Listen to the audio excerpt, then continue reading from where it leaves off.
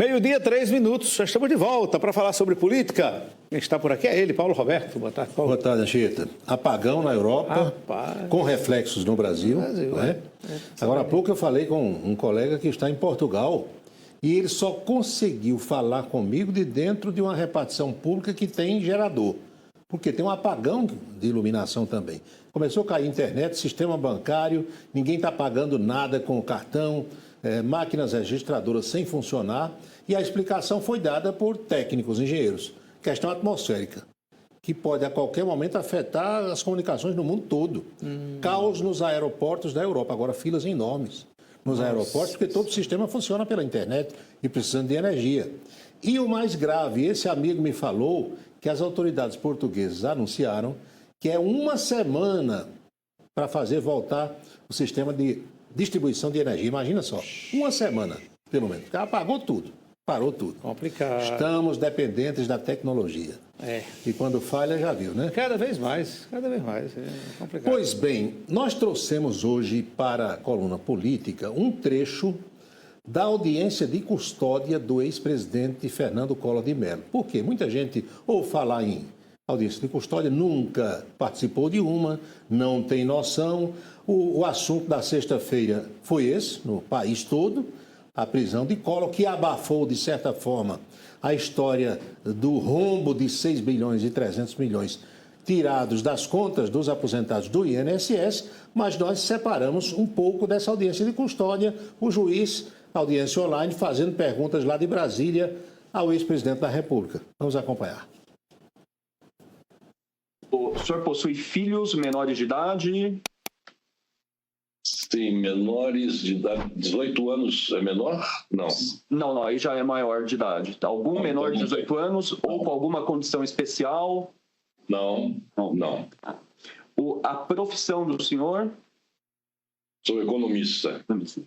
O senhor está nível superior completo, que é a outra questão aqui. O senhor tem alguma doença, faz uso de algum medicamento de uso contínuo? Não. Já respondeu algum outro processo criminal? Que tenha sido condenado? Não, condenado não. Em relação às circunstâncias agora do cumprimento do mandado de prisão, houve alguma irregularidade por parte dos policiais que deram cumprimento à ordem de prisão? Nenhuma.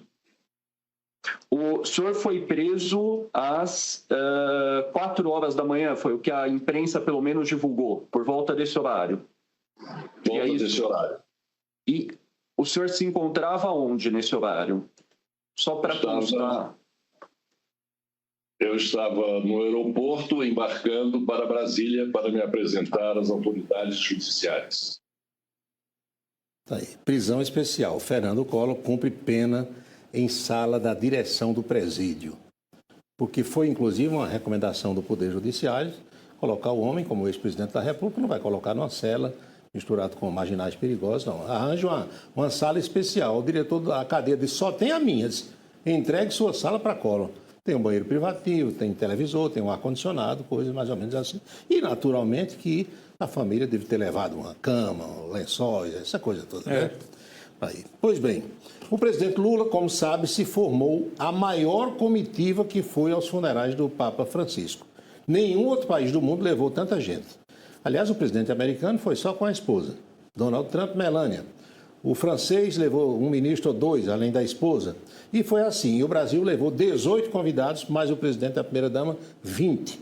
Já no aeroporto Leonardo da Vinci, para viajar de volta ao Brasil, o presidente Lula concedeu uma rápida entrevista à imprensa, falou sobre o significado do Papa Francisco para ele e para a humanidade. E lá para as tantas, um repórter desses, bem bisbilhoteiros assim, disse, presidente, o senhor cumprimentou o presidente Trump, o seu colega, presidente dos Estados Unidos? Nem vi e nem cumprimentei. E o presidente Trump passou, cumprimentou o Macron, falou com o Zelensky e tal, nem olhou para Lula também. Vamos ver um trecho dessa entrevista. Foi uma dívida que nós pagamos a um homem que prestou serviços à humanidade. Quisera Deus que o próximo Papa fosse igual a ele, com o mesmo coração dele, com os mesmos compromissos religiosos dele, com os mesmos compromissos com o combate à desigualdade que tem o Papa Francisco. Então eu volto para o Brasil, sabe certo que nós cumprimos o nosso dever, como cristãos, como religiosos e como políticos, de vir no enterro de uma pessoa admirável como o Papa Francisco. Presidente, uma cena que chamou bastante atenção ali na Basílica foi o Trump e o Zelensky conversando, como o Francisco pediu. O que o senhor espera dessa conversa? O senhor tem acompanhado essas negociações de paz? Eu não sei o que eles conversaram, eu não posso intuir a conversa. Veja, eu acho que o que é importante é que se converse para ver se encontra uma saída para essa guerra, que essa guerra está ficando sem explicação. Ou seja, ninguém consegue explicar e ninguém quer falar em paz. E o Brasil continua teimando que a solução é a gente fazer com que os dois sentem na mesa de negociação e encontrem uma solução, não só para a Ucrânia e para a Rússia, mas também para a violência que Israel comete contra a faixa de Gaza. O senhor cumprimentou o presidente Trump? O senhor cumprimentou o presidente Trump? Não cumprimentei porque eu estava conversando com o meu pessoal sobre a questão da segurança na saída, que estava uma confusão muito grande, e eu não cumprimentei, não vi, não olhei nem para o lado, eu não vi o Trump, na verdade. Não olhei nem para o lado, eu nem vi. Aí Trump disse também, eu nem vi, eu vi, mas não vi, fiz que não vi, coisa desse tipo. A agenda de Lula, Anchieta, os compromissos para hoje, segunda-feira, aqui estão, começou conversando com a turma da comunicação, Sidone Palmeira, Laércio Portela. Agora, 2h40, tem uma conversa com o doutor Marcos Rogério de Souza, depois da cerimônia de assinatura de contratos de concessão de rodovias lá do Paraná, rodovias federais. Em seguida, tem o ministro da Secretaria-Geral da Presidência, Márcio Macedo, 4 da tarde. São os compromissos de Lula, poucos compromissos para esta segunda-feira. Sobre a história do apagão, o Brasil também é afetado, viu? Não na mesma dimensão que os países da Europa, mas tem setores que não estão funcionando. Tanto que a gente nem estabeleceu o contato, não conseguiu com o Napoleão de Castro. Exatamente, né? A gente está com muita dificuldade. A internet está horrível, oscilando. Está muito complicado o negócio e parece que o problema tem problema no Brasil inteiro também. Se reflete, é assim. Nesse instante está acontecendo um evento político em João Pessoa. Pedro Cunha Lima, ex-deputado, ex-candidato a governo do Estado, está assumindo a direção estadual da legenda, PSD de Gilberto Kassab, que é Partido Social Democrático. Eu faço questão sempre de dizer o nome do partido, porque quando você fala PSB, que é o partido de João Azevedo, o governador, soa do mesmo jeito, só que é Partido Socialista Brasileiro. Um tem B de bola no final, o outro tem D de dado. Então, Partido Social Democrático. Pedro assume agora na sede da Asplan, na capital paraibana, um evento que reúne os opositores ao governo João Azevedo, incluindo pessoas que estão dizendo que também serão candidatas ao governo ano que vem, como o senador Efraim Filho, o ex-prefeito Romero Rodrigues. Está todo mundo reunido lá na capital agora, tem reflexos na mídia. Olha aqui, Pedro Cunha Lima assume presidência do PSD em convenção que acontece agora, com a presença de Gilberto Kassab, veio especialmente para o evento, e jantou ontem na casa de, aqui, ex-deputado federal Pedro Cunha Lima, assume a presidência do PSD, durante convenção do partido na sede da Asplan, que fica no centro da capital. E teve um jantar ontem para Gilberto Kassab, viu? Lá em Santa Rita, muita festa, né? Na casa de Domiciano e Sara Cabral. Um jantar regado a muitas comidas típicas, etc. E tal. E agora eu entrei aqui, Reginaldo é sempre bisbilhoteira, disse, a vereadora Eva Gouveia vai para esse evento, tem que conferir, né? Tem que conferir. Eva não tem nada contra ninguém, Eva foi do Grupo Cunha Lima, Rômulo Gouveia, aliás, surgiu no Grupo Cunha Lima, ajudou Gilberto Kassab a fundar o partido no Brasil. De repente, quem sabe, tudo pode acontecer, mas não temos essa confirmação. E veja você que a movimentação política é intensa na capital no dia de hoje, porque Pedro assume o Partido Social Democrático, João Azevedo, no final da tarde, assume o Partido Socialista Brasileiro. Com pompa e circunstâncias também, está aqui João Azevedo. João Azevedo assume o partido no Congresso Estadual que acontece hoje na capital. Você vê aí fotografia, entre outras figuras, você vê o deputado Gervásio Maia Filho, que até pouco tempo, que presidiu o partido até hoje, né? Muito tempo, né? Secretários estaduais, Léo Bezerra e Deusdete Queiroga, todo mundo acompanhando João Azevedo. João, presidente, com 69 prefeitos atualmente, o Partido Socialista Brasileiro filiará mais 3 gestores hoje em congresso que oficializa o governador na presidência do partido. Para você entender bem direitinho, tem uma arte também, olha aqui, com 69 prefeitos atualmente, o PSB filiará mais 3 gestores municipais durante o evento de hoje, às 4 horas da tarde, em João Pessoa.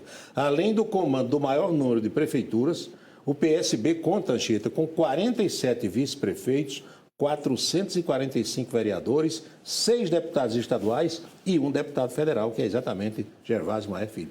É o partido que tem mais prefeitos hoje. Vai passar dos 70 agora, né? Vai para 72. Vai para 72. É isso aí. Pois bem, e quem está correndo o trecho pelo estado todo, circulando pelas cidades, é o prefeito da capital, Cícero Lucena, que é outro que também é citado em todas as rodas de bate-papo sobre política como pretenso candidato. Teve aqui em Alcantil, pertinho da gente, participando de festa. Em Alcantil, Cícero Lucena se reúne com o prefeito, aliado do deputado Romero Rodrigues, e amplia articulações, mirando 2026. Curioso é que o prefeito também é Cícero. Cícero prefeito e Cícero prefeito, né? Os dois. Está correndo o trecho, como a gente diz. E isso que vai passar em Alagoa Nova também. Onde tiver festa, Cícero Lucena participa. Vamos para a Boca Maldita de hoje? Vamos lá.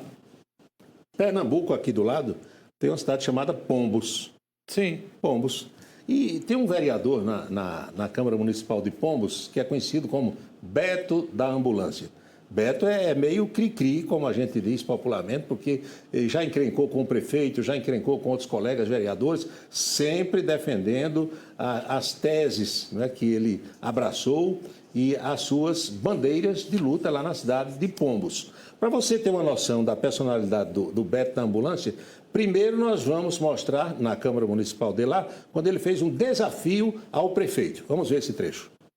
Como esse Pinóquio fez aí, uma cartilha que quase que não termina mais, com 73. Por sinal, eu quero que você convide ele, para ele vir aqui, que eu tenho a cartilha de governo dele, que eu quero saber onde foi que ele atuou. Você quer que eu convide quem? O prefeito, doutor Marcos, nós dois aqui.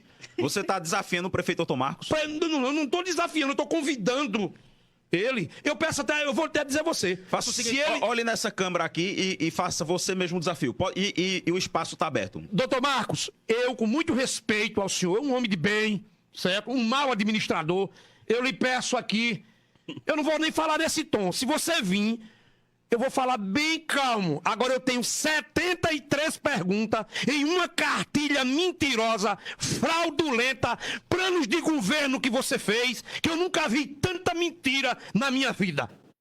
Pronto, você conheceu o Beto da Ambulância. Primeira parte da nossa Boca Maldita. Isso foi um desafio feito anteriormente ao prefeito de lá. Agora você vai ver Beto da Ambulância numa sessão na semana passada, quando ele se dirigiu a alguém que estava no plenário e que tinha feito algumas críticas ao seu trabalho como parlamentar. Segundo tempo da Boca Maldita de hoje. Você vai ser muito melhor. Respeite que nessa casa tem homem mau caráter. Tem nada. Mau caráter. Tem homem. Tem homem. Você tem homem. Você que não tem homem, não. Você não tem homem. Tem homem. Você não consegue ter homem. Tem homem. Agora sua cara. Tem homem. O homem é brabo. Beto da Ambulância é brabo. Minha gente. Não brinque, não.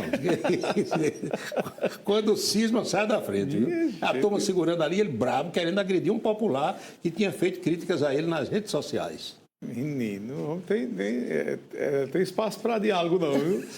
A nossa Boca Maldita, concluindo a coluna de hoje, Anchieta. Tá bom, Paulo. Amanhã tem mais, né? Amanhã tem mais. E a boa notícia é que conseguiram finalmente trazer Napoleão, viu? Fazer o link com Brasília? Foi, conseguiram. Tá aí, vamos lá.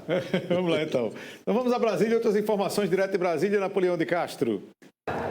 Cumprimentos, Anchieta. Você, Paulo Roberto, muito boa tarde. O nosso telespectador também. Nesta tarde de segunda-feira, 28 de abril, e a equipe do Em Dia da Rede ITA retornando de Brasília, Congresso Nacional. Semana mais curta, já que tem um feriado. Veja o que nós temos de mais importante em nível de programação para esta semana aqui em Brasília. A Semana Política em Brasília começa nesta segunda-feira com a pauta que deve movimentar hoje amanhã e quarta-feira em relação aos trabalhos legislativos, já que na quinta-feira é feriado Dia do Trabalhador, Dia do Trabalho, e não haverá evidente expediente nos 3 poderes. Em relação à Câmara Federal, o presidente Hugo Mota afirmou que o projeto que concede anistia aos acusados do golpe de Estado, o PL 2858/2022, não vai entrar na pauta de votações da Câmara Federal nesta semana. Mota afirmou que continua a manter um diálogo sobre o assunto. O presidente destacou que os partidos contrários ao tema e os favoráveis à proposta estão dispostos a chegar a um consenso. Do ponto de vista político, em Brasília e no Congresso Nacional, uma forte pressão em relação à presença do ministro Carlos Lupe à frente da pasta da Previdência. Muitos parlamentares aqui no Congresso Nacional entendem que Carlos Lupe tem também que deixar o cargo de ministro. No entender dos parlamentares, em cima das denúncias de descontos indevidos de aposentados e pensionistas em relação a contribuições sindicais e de federações, Carlos Lupe, numa ala hierárquica, seria o primeiro a tomar providências, já que é o ministro da pasta a quem está subordinado o INSS. Em termos políticos, convocação das comissões permanentes na Câmara e também do Senado, com sessões marcadas para amanhã, a partir das 9 horas. O presidente Hugo Mota, inclusive, que estará daqui a pouco aí na Paraíba, né? Ele sai daqui agora, nesse horário do almoço, e participa de um evento, né, do Congresso do PSB, que deve levar o governador João Azevedo à presidência do partido aí no estado. O presidente Hugo Mota da Câmara Federal vai prestigiar esta solenidade na capital paraibana. De Brasília, exclusivo para o Em Dia da Rede Ita, Napoleão de Castro. Obrigado, Napoleão. Muito bem,